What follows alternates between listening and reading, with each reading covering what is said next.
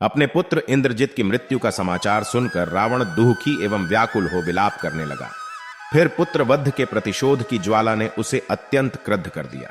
वह राक्षसों को एकत्रित कर बोला, हे निशाचरों, मैंने घोर तपस्या करके ब्रह्मा जी से अद्भुत कवच प्राप्त किया है। उसके कारण मुझे कभी कोई देवता या राक्षस पराजित नहीं कर सकता। देवासुर संग्राम में प्रसन्न होकर ब्रह्मा जी ने मुझे बाण सहित विशाल धनुष भी दिया है। आज मैं उसी धनुष से राम लक्ष्मण का वध करूंगा। मेरे पुत्र मेघनाद ने वानरों को भ्रम में डालने के लिए माया की सीता बनाकर उसका वध किया था, परंतु मैं आज वास्तव में सीता का वध करके उस झूठ को सत्य कर दिखाऊंगा। इतना कहकर वह चमचमाती हुई तलवार लेकर सीता को मारने के लिए अशोक वाटिका में जा पहुंचा। रावण को यह नीच कर्म करने के लिए तैयार देखकर रावण के एक विद्वान और सुशील मंत्री सुपार्श्व ने उसे रोकते हुए कहा, महाराज दर्शग्रीव, आप प्रकांड पंडित और वेद शास्त्रों के झता हैं। क्रोध के वशीभूत होकर आप सीता की हत्या क्यों करना चाहते हैं? किंतु क्या क्रोध के कारण धर्म को भूलना उचित है? आप सदैव धैर्यपूर्वक कर्तव्य का पालन करते आए हैं, इसलिए यह अनुचित कार्य न करें और हमारे साथ चलकर रणभूमि में राम पर अपना क्रोध उतारें। मंत्री के वचन सुनकर रावण वापस अपने महल लौट गया। वहां मंत्रियों के साथ आगे की योजना पर विचार करने लगा। फिर बोला, कल हमको पूरी शक्ति से राम पर आक्रमण कर देना चाहिए। रावण की आज्ञा पाकर दूसरे दिन प्रातःकाल लंका के वीर राक्षस नाना प्रकार के अस्त्र शस्त्रों से सुसज्जित होकर वानर सेनाओं से जा भिड़े। परिणाम यह हुआ कि दोनों ओर के वीरों द्वारा किए गए आक्रमण और प्रत्याक्रमण से समर भूमि में रक्त की धारा बह चली, जो मृत शरीरों को लकड़ी की तरह बहा रही थी। जब राक्षसों ने वानर सेना की मार मार कर दुर्गति कर दी, तो स्वयं श्री राम ने वानरों पर आक्रमण करती हुई राक्षस सेना का देखते देखते इस प्रकार सफाया कर दिया, जिस प्रकार से तेजस्वी सूर्य की किरणें रात्रि के तम का सफाया कर देती हैं। उन्होंने केवल आधे पहर में 10,000 रथों, 18,000 हाथियों, 14,000 अश्वारोही वीरों और 2 लाख पैदल सैनिकों को मार गिराया। जब लंका में इस भयानक संहार की सूचना पहुंची तो सारे नगर में हाहाकार मच गया। राक्षस नारियां अपने पिता, पति, पुत्र, भाई आदि का स्मरण कर करके भयानक क्रंदन करने लगी।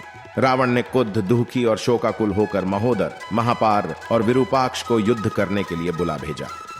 उनके आने पर वह स्वयं भी करोड़ों सूर्यों के समान दीप्तिमान तथा 8 घोड़ों से सुसज्जित रथ पर बैठकर उन्हें साथ ले युद्ध करने को चला। उसके चलते ही मृदंग, पाह, शंख आदि नाना प्रकार के युद्ध वाद्य बजने लगे। महापार्श, महोदर और विरूपाक्ष भी अपने अपने रथों पर सवार होकर उसके साथ चले। उस समय सूर्य की प्रभा फीकी पड़ गई। सब दिशाओं में अंधेरा छा गया। भयंकर पक्षी अशुभ बोली बोलने लगे। धरती कांपती सी प्रतीत होने लगी। ध्वज के अग्रभाग पर गृद्ध आकर बैठ गया। बाईं आंख फड़कने लगी। किंतु इन भयंकर अशुभ लक्षणों की ओर ध्यान न देकर रावण अपनी सेना सहित युद्ध भूमि में जा पहुंचा। राक्षस सेना को रावण के साथ आया देखकर वानर सेना भी ललकारती हुई सामने आ पहुंची। उसे देखकर रावण का क्रोध और भड़क गया। अत्यंत क्रोधित हो उसने भारी मारकाट मचा दी।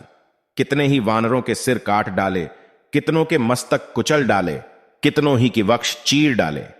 जिधर भी उसकी दृष्टि घूम जाती, वहीं उसके बाण वीर यूथपतियों को अपनी मार से व्याकुल कर देते। अंत में बचे घायल वानरों ने दौड़कर श्री रामचंद्र जी के पास गुहार लगाई। उनके पीछे पीछे रावण भी श्री राम के सामने जा पहुंचा। वानर सेना की दुर्दशा देखकर सुग्रीव ने सेना को संयत रखने का भार वीर सुषेण पर सौंपा और स्वयं एक विशाल वृक्ष उखाड़कर शत्रु पर आक्रमण करने के लिए दौड़ा। अनेक यूथपति भी बड़े बड़े वृक्ष और पत्थर लेकर उसके पीछे पीछे चले। उनकी मार से राक्षस सेना धराशायी होने लगी। राक्षस सेना को नष्ट होते देख विरूपाक्ष गर्जना करते हुए सुग्रीव पर आक्रमण करने के लिए दौड़ा।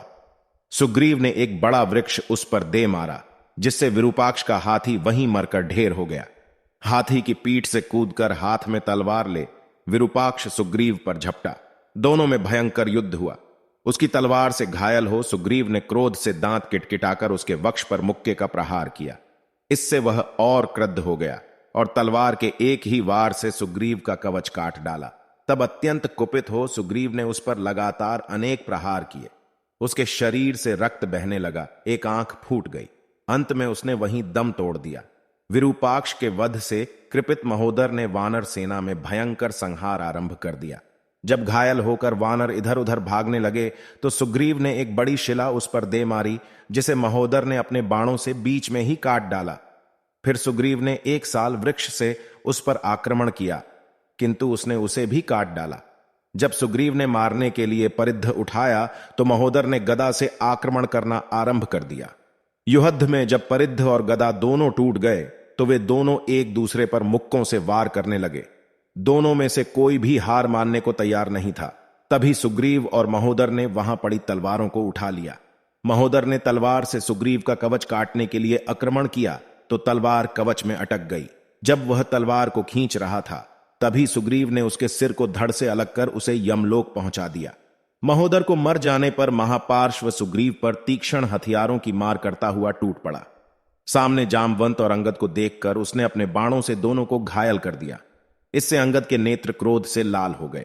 उसने एक परिद्ध को उसकी ओर इतने वेग से फेंका कि उसके हाथ से धनुष और शिरस्त्राण छूटकर दूर जा गिरे। इससे क्रोधित होकर महापार्श्व ने एक तीक्ष्ण परशु अंगद पर फेंका, किंतु अंगद ने उसका वार बचाकर पूरी शक्ति से राक्षस के सीने पर घूंसा मारा। वज्र के समान घंसा पड़ते ही उसका हृदय फट गया और वह वहीं मरकर धराशायी हो गया।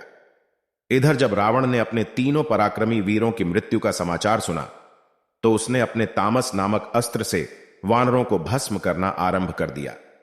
रावण को विशाल वानर सेना का संहार करते देख राम और लक्ष्मण अपने अपने धनुष बाणों को लेकर युद्ध करने के लिए तैयार हुए। सबसे पहले लक्ष्मण ने अपने बाणों से रावण पर आक्रमण किया। रावण लक्ष्मण के बाणों को काटते हुए श्री राम के सामने जा पहुंचा और उन पर बाणों की वर्षा करने लगा। राम ने भी इसका उचित उत्तर दिया और दोनों ओर से भयंकर युद्ध होने लगा। दोनों ही दो भयानक यमराजों की भांति एक दूसरे से भिड़ रहे थे और नाना प्रकार के अस्त्र शस्त्रों से आक्रमण कर रहे थे।